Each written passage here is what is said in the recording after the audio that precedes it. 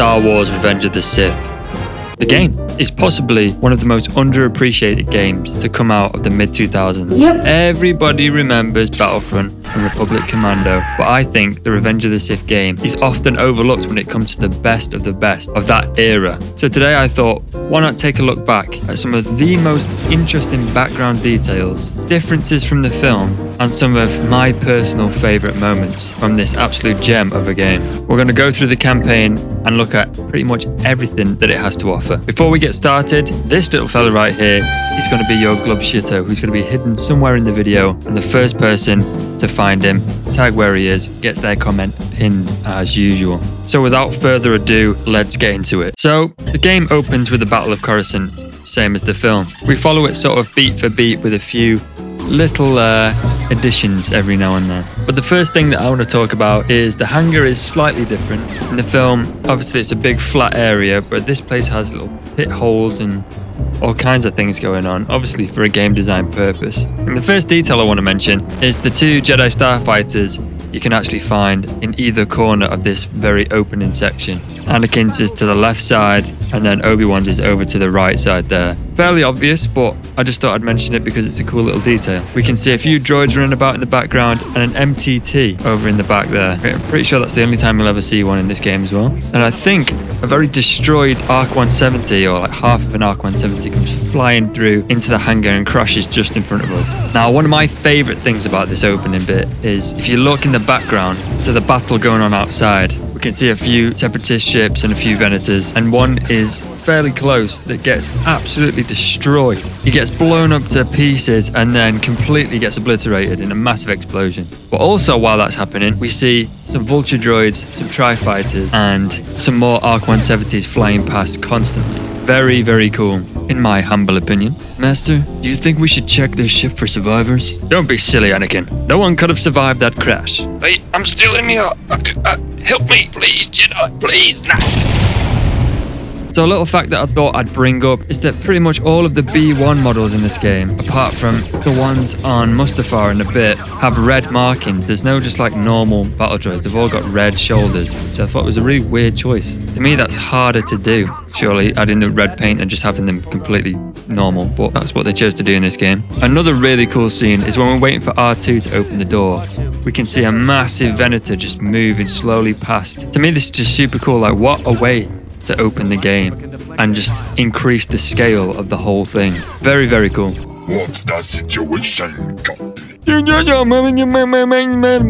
think something that this game really does well in this particular mission is it captures the kind of humor and the banter between Obi-Wan and Anakin that we didn't super get in the film. Don't worry, Master. I'm not worried. This will be no problem. Did I say I was worried? This might be a problem. If you play through this as well, just pay attention to some of Obi-Wan's lines. Don't assume your size gives you the advantage. So there's a whole section on this level of sort of going through the underneath of the ship where it's like, I don't know, I'm going to call it the sewers. Basically from a whole deleted scene from the actual film, which I'm sure you know about by now, but this was a whole planned thing, which is pretty interesting that they made a level around it because that is extremely unique. You're probably not going to find that anywhere else. Anakin also has some pretty funny lines that he just repeats over and over again. Cheap Federation droids.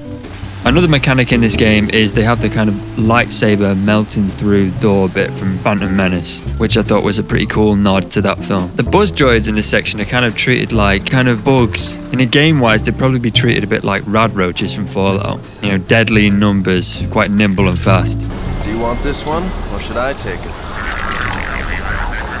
By all means, Anakin. Help yourself. Nice little Indiana Jones reference here for Obi-Wan. I'm liking that. Another interesting thing that this game does is it has a lot of callback lines to the original trilogy, including this line right here from A New Hope.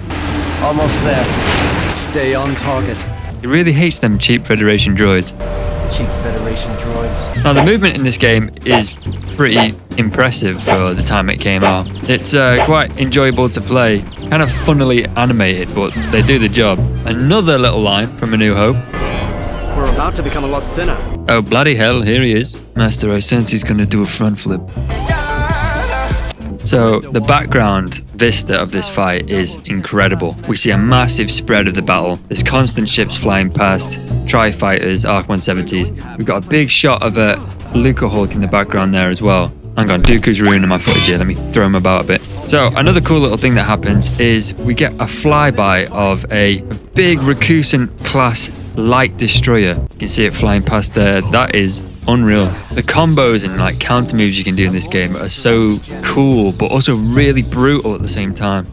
Like this is an old man that I'm doing this to. So in this kind of underneath area, maybe got sort of a secret cutscene where as you can see, there's a super battle droid kind of perched on the edge there, and I knock him in by accident, and then it triggers like its own little cutscene of him falling all the way down to the bottom of the shaft. I thought that was pretty funny. Like 170. Now, one thing that this game and this fight in particular does really well is sort of make Anakin look super powerful compared to Dooku. Like he's actually stepped up his game massively since the last encounter, and it leads into a nice little callback shot from Return of the Jedi. Look at that. Here's a better look at the Coruscant class destroyer, and then a load of Tri-Fighters fly through as well. Just very cool. And then in the background we've got like half of the Venter falling down. Like, this is incredible.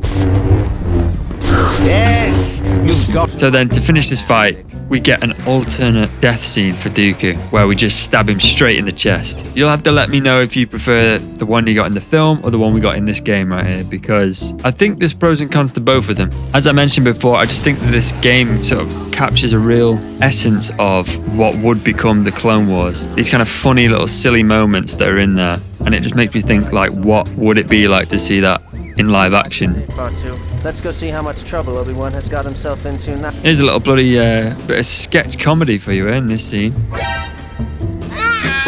Look at the speed on him. Alright, so one of the more annoying parts in this game is these constant turret sections that you have to do in every couple of levels. Luckily, this first one isn't too much of a ball ache, and we get quite a nice shot of this munificent class frigate being destroyed. Again, just kind of a cool detail. So, fast forward to the Grievous fight, we can actually see him on the side of the kind of arena you're fighting the Magna Guards in. And he's looking at me, just aura-farming in the background, strolling around. He looks absolutely livid. And now, the Magna Guards themselves are quite a unique enemy, and they're quite fun to fight. And you can also trigger this thing where if you cut them in half, they can crawl around and actually attack you and probably almost kill you as well. I'm still going, come here, lad. Yeah. So then we get this pretty goofy moment that doesn't happen in the film, where the ship rotates to the side and the fighting continues on the side of the glass. And Obi-Wan warns us to be very careful not to break the glass. So I instantly do this. So while we fight more waves of Magna Guards, if we take a peek down at the bottom below us here, we can actually see a CIS frigate and a Venator doing like a flipping Tokyo drift. Look at that. That then transitions into this scene where we get another Venator doing a kamikaze run on this Lucahulk, blowing it to Kingdom Come. And magically, that turns the ship even more on its side, and we're completely 180'd now. Which again, this does not happen in the film. So now we've got to fight another wave of Magna Guards, while Grievous is on the ceiling, walking around, still livid as ever, aura farming up there, but look at him there. Look at him, walking around. You can also get some really cool kill animations in this. Pretty cool.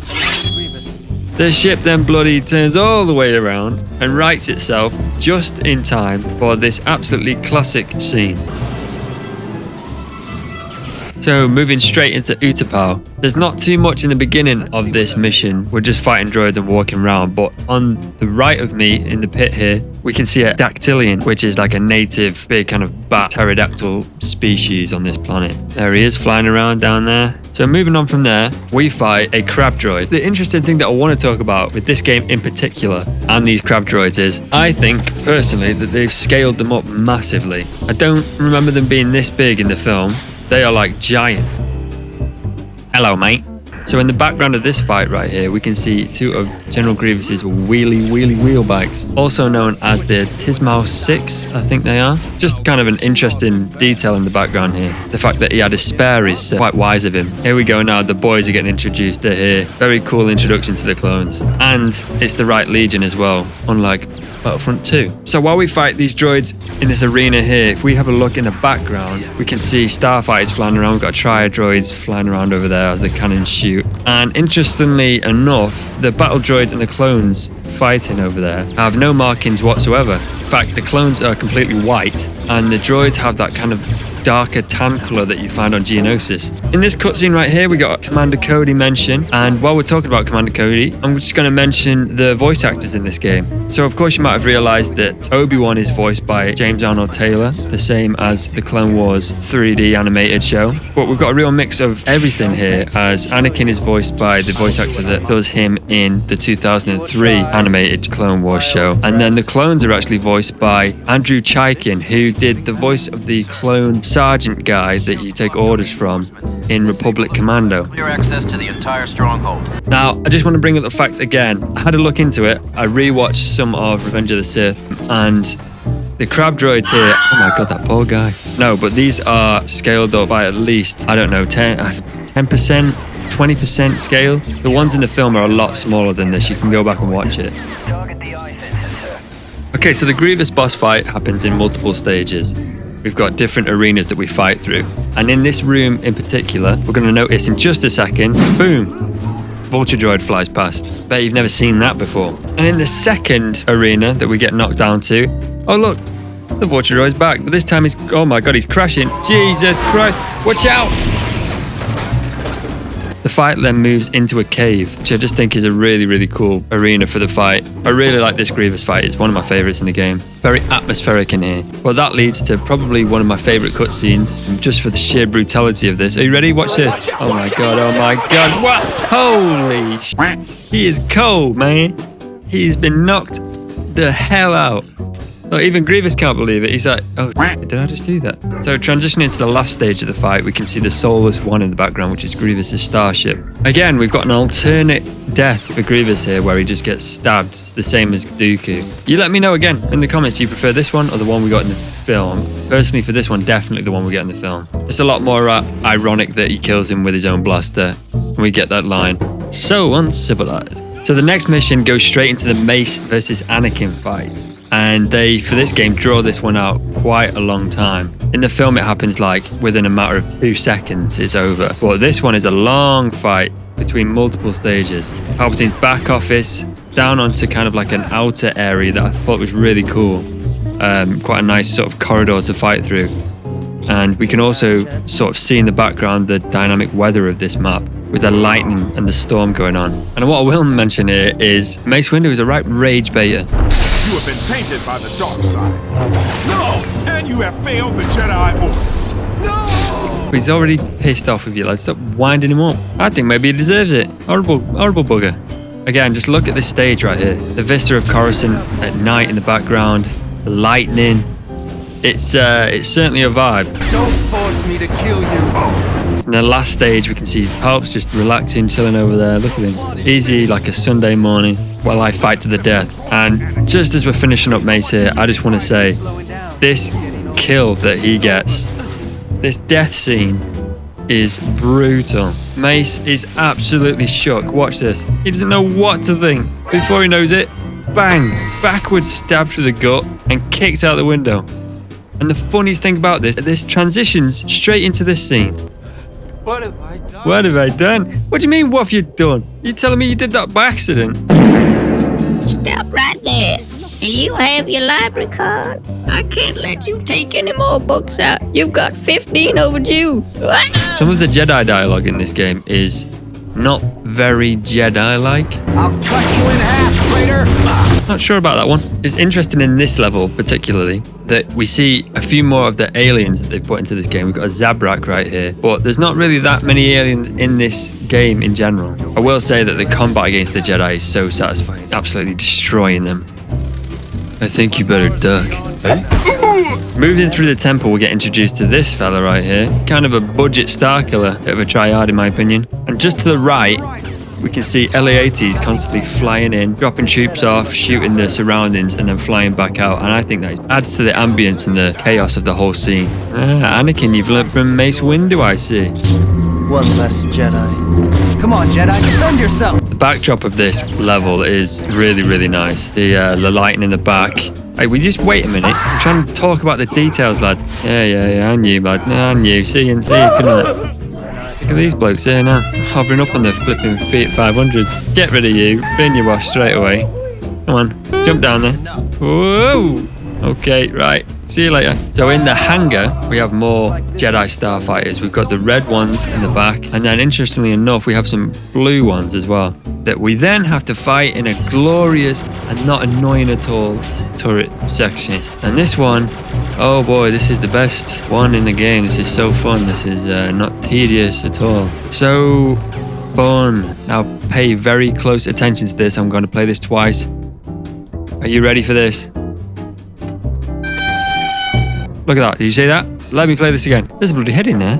There's a bloody head there. There's skin hanging out of that. What the hell? That's grim. That is so grim. Talking about grimness, this whole first section of fight with Sarah here is just littered with clone trooper body parts. You might think this is just, oh, it's just the armor. No, these are body parts. We've got arms, chests. Look, we've got lads just on the floor, screaming. Rigor mortis is set in already. Look at it. This is horrific. There's body bits everywhere. She deserves to die. In the second arena, I think we've got like holograms displaying different lightsaber forms in the background, which is pretty cool.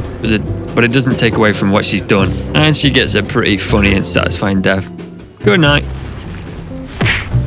We then have to fight Sin Drellig, sword master and defender of the Jedi Temple. And interestingly, I think probably most of us will know this by now, but this guy is modeled after Nick Gillard, who was the stunt and lightsaber choreographer on Revenge of the Sith and all of the prequels, I'm pretty sure. Sin Drellig, the name itself is Nick Gillard spelt backwards. So there you go, there's a little fact for you there. And in the second arena, I think this may be my favorite arena of all of them. The orange sky in the background, the fire, the LA-80s that fly around actually engage with the environment. You can see them blowing things up and shooting down into, I presume, a crowd of Jedi. It's really cool, really dynamic.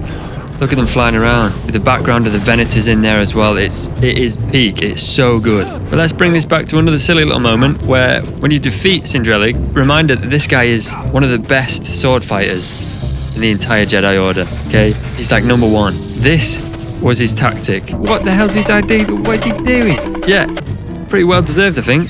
You flipping moron. Good night. We then shift our attention back to Utapau as Obi-Wan is defeating the remaining droids when the party bus arrives full of clone troopers. What's going on? You guys okay? I don't know, man. Sorry, yeah. Turns out we're gonna have to shoot you now. What? Yeah, sorry, boss. Christ alive. And now I'm going to talk about the dismemberment of this game, because look at this. There is no mercy on these boys. You can cut arms off. I think maybe potentially you can cut a leg off, but it's pretty brutal. Even the combos that you can do to them are absolutely brutal. Look at this. He didn't deserve that, really, did he? We then get the introduction of the AT-RTs, which are really powerful in this game, actually, and you can't block them. And interestingly enough, when you go to force pull the guy off there, he just holds on and he just refuses to come out. I thought that was pretty funny. But you defeat them by cutting one of the legs off. And there's kind of a morbid little detail when you actually do defeat them. The clone falls down with it and then gets crushed by it underneath. Oh my god. Shortly after that, we then get introduced to these big guys. I'm just going to say this now. I get it from a gameplay point of view, you want a harder, tougher enemy. But when you just like make up this weird looking armor for clones, it just doesn't work for me. It just cheapens the whole thing. They look like Hulkbusters. Another brutal line. You'll know better than a droid. There's a lot of background details during this stage as well. We can see over there some destruction going on, as well as another fight between droids and clones. I always thought that these troopers, these heavy troopers here, look ridiculous as well. But what are those guns? This is a pretty cool little detail.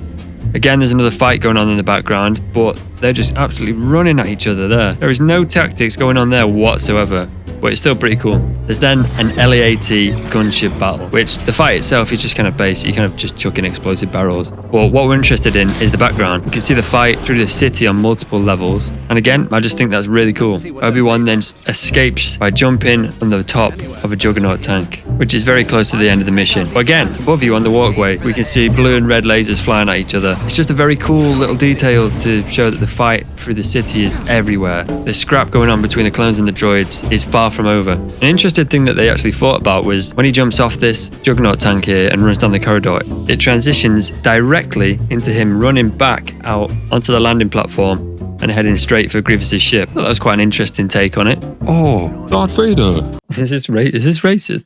Can I do this? I'm going to do it. Welcome to our humble planet. Yeah, how's it going? We have prepared a nice dinner for you inside. I hope you like a chicken. Do you have dessert? I don't know. We didn't prepare dessert. No dessert?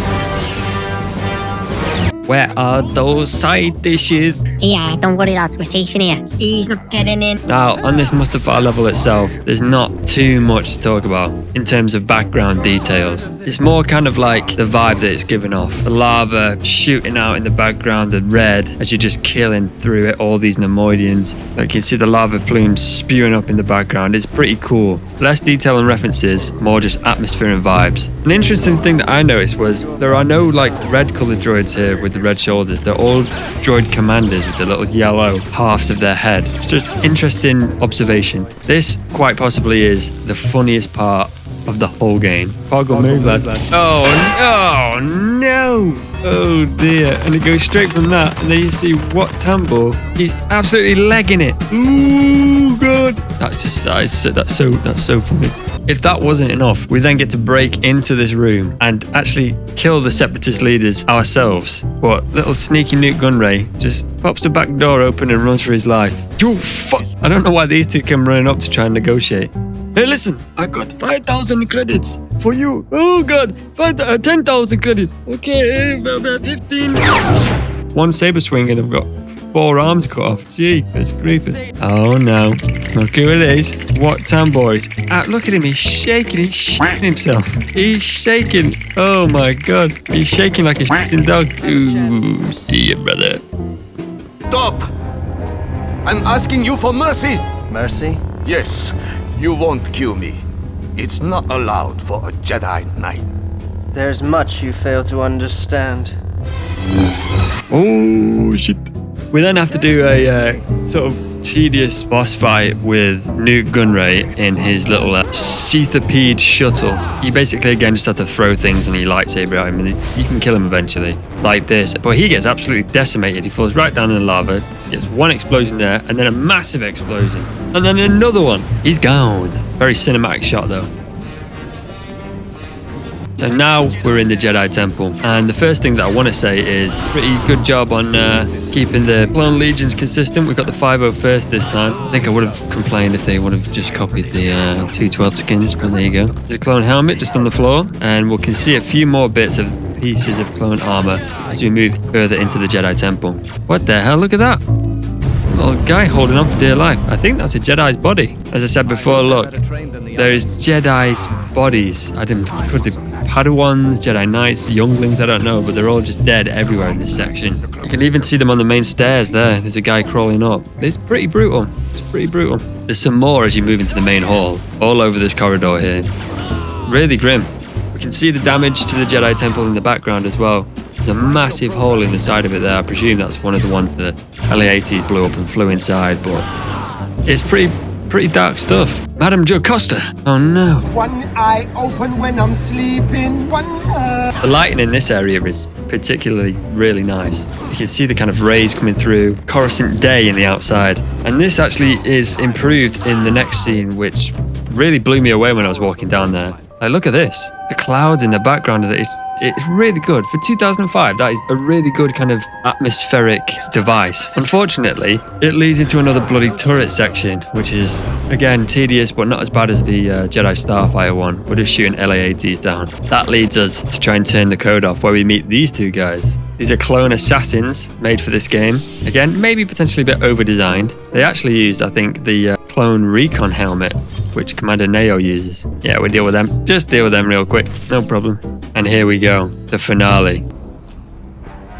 I don't like you anymore, Obi-Wan. That's incredibly me. What have I done? I know you've been spying on Padme in the shower. You've got to stop, man. So again, as the other boss fights go, it goes through multiple different sections, different arenas. And this first one is pretty cool as a starting one. We've got the landing platform with Padme's ship in the background. Pretty cool. Nice little detail to add that as well. I actually think that the second one in the main console room is really well done. It looks great. And compared to like Battlefront 2's version, which is scaled up for like more open conflict, the scaling on this room is really well done, and it works really well for the fight. Catch me again. Anakin actually gets up with a bit of a limp here, which I thought was an interesting little detail.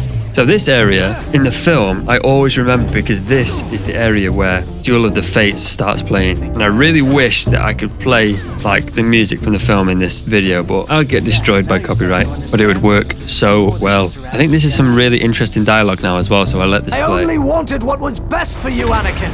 I wasn't prepared to train someone like you. That's your failing, not mine.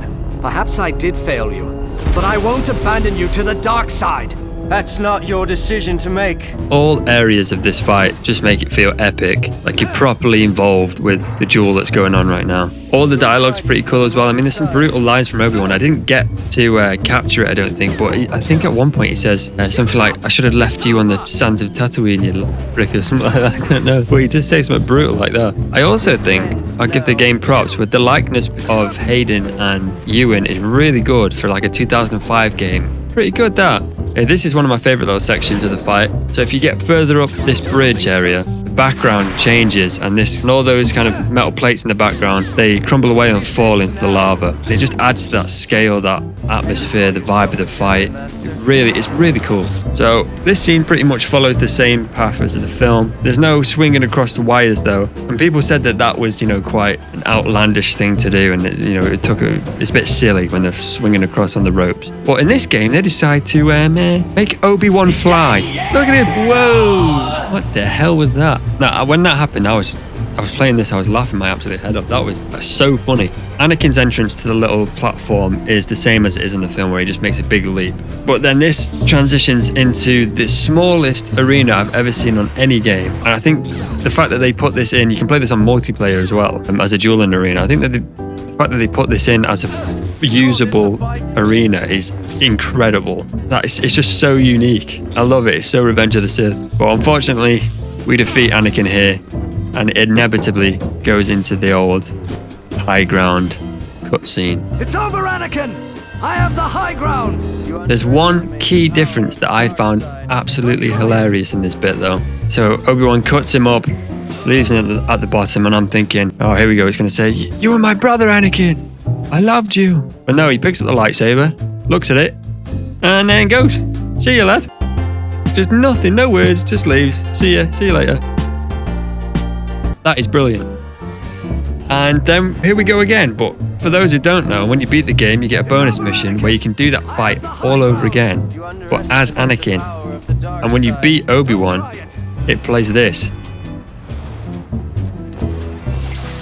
Bang, you win. And he shoves him down to the bottom, and then does the same little thing, evil smile, and then walks off. Equally as iconic as the other one, I think. But that transitions into the scene that I think everybody's seen, where Palpatine comes and greets him. I will say, probably should have been the 5-0 first, but I'll let it slide. Palpatine gives him a new lightsaber. It's been bled, it's a red saber. And then Anakin does the most extra thing I've ever seen. A little spin, stabs him straight to the gut. The boys don't know what the hell's happened. And that's the end. No, the galaxy belongs to me. And with that comes the end of today's video. I hope you enjoyed the video. Let me know if you want me to do more stuff like this on Star Wars games or any other games that you want me to cover. If you liked the video, please give it a like and give it a hype. However you do that, I'm still not sure. But it really helps, and I'm really trying to grow this channel at the minute. We can take it to new heights. We can have the high ground. But thank you for watching, and I will see you in the next one. Goodbye.